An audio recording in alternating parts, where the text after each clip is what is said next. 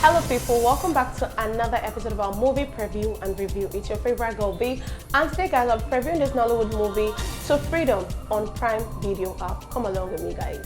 Okay, I can't imagine having an anniversary without Shola. I am going to the supermarket to get some groceries. So here's the summary. This movie tells the story of Toby, a loving husband whose life is turned upside down when his wife goes missing. As the movie progresses, it becomes apparent that Toby is not really loving and his wife is not really missing. So Freedom cannot be a bad film, however, it was not nice either. What did I like about the movie? The story was not bad. I also like the fact that it tried to address an important social issue: domestic violence. Domestic violence is an epidemic that continues to put the lives of so many women at risk, and as such, more representation and more screen time for a topic like this is always a good idea. What were the issues with this movie? There was something wrong with the storytelling. In the bid to appear clever, the film progresses very slowly. It dwells excessively on unnecessary details, and as a result, we do not get to see the important nuances around the main issue: domestic violence. The first 1 hour of this movie was spent on an unexciting and exasperating cat and mouse search for Shola, and only about 20 minutes was used to reveal the crux of the story, which was the abuse that Shola suffered in her 5 years of marriage to Toby. Acting and casting did not work. While Etim Effiong gave a very earnest delivery, his performance was not convincing. As for Osas, I did not think that she was the right person for this role. There was no scene where she showed the right amount of despair, passion, or fire that the character required.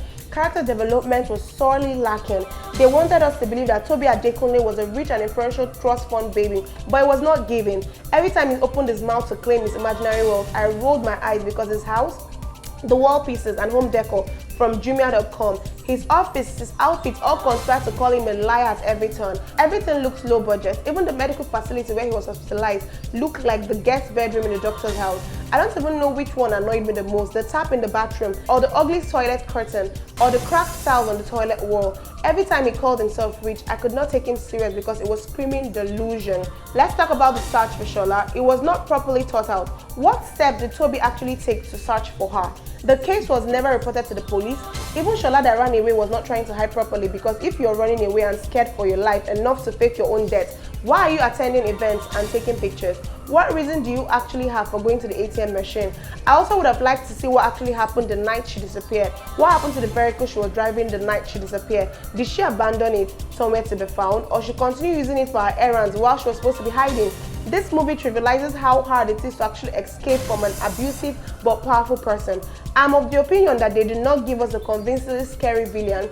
They did not give us a convincing escape plan either.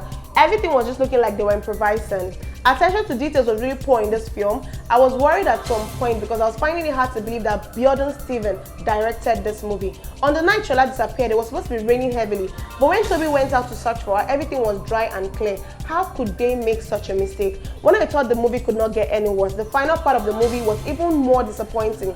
I found it disturbing that they went through the route of having a therapist go against all the ethics of her profession to drug and knowingly harm oppressions. Not only were her actions unethical, the way the issue was resolved also passed across the message that there were no intelligent and exciting ways to resolve the issue.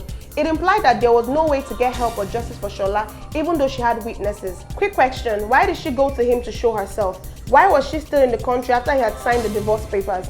What was that look Toby gave us, like there'll be a sequel? Why is this 2012? Every important thing that should have been told in that film could have been covered in 90 minutes. There was no need for a sequel, but maybe it's just me, Sha. So Freedom is a severely misguided film. It leaves you feeling very dissatisfied because you just wonder, what did I just watch? Overall, this was not a good watch for me, but I must say that even though this film is flawed, it is watchable. So Freedom bungles what could have been a beautiful and moving story by giving us a slow-paced and unsatisfying psychological thriller. Weak storytelling, poor directing, bland performances from the actors, and unimpressive set pieces. Follow like this, then she can't go like this.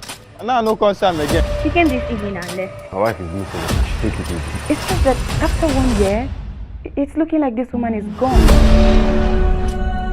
You need to move. Move on to where? Just like every man, you probably mourn for a year and remarry shortly after. Living as if you're dying every day, Toby. That is no way to live. There was a withdrawal on her account earlier today. Where is my wife? Toby, calm down. You're causing a scene.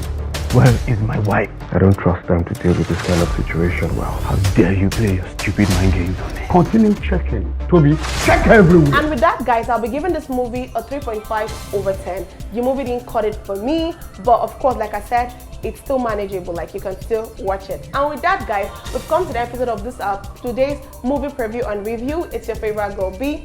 If you're not yet following us, please do so right about now. On Instagram, we go by e.comofficial. For Facebook and YouTube, go by e.comofficial. And for Twitter, lastly, we go by EDOTCOM01, all in lowercase alphabet, no space in between. And don't forget to leave your comments on what you think about the movie. If you've seen it, let me know what you think. If you've not yet seen it, go watch it and come back right here and tell me what you think about the movie. Thank you, guys. Bye, guys.